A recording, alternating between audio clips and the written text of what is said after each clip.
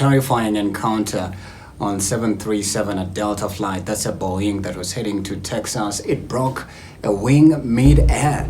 I can only imagine the terror and the fear, the whole experience of passengers on board that flight. But again, the Federal Aviation has reported that the incident is still being investigated to exactly bring to account and explain the reason why the flight just all of a sudden broke its wing. And I can imagine that looks like, in the video, it looks like one of its flaps that causes a flight to, let's say, buoyant into the air and just balance. But then it broke.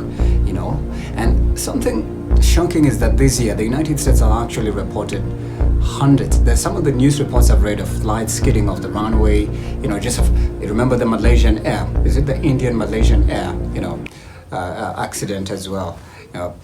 Everybody died, and it's only one passenger who survived. There's another one in Australia. So many flights just dropping.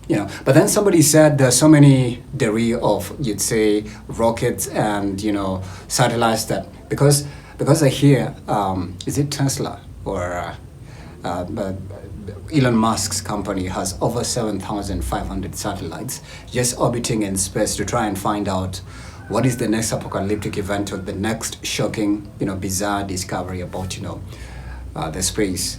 And of course, remember, Elon Musk has that next life or afterlife, plan to export people, to transport people to planet Mars, alternative Earth.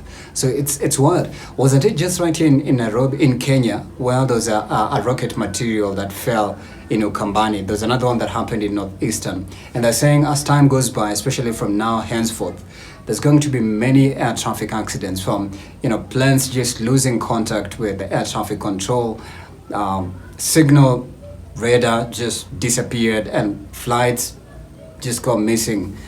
Thousands on board, hundreds on board.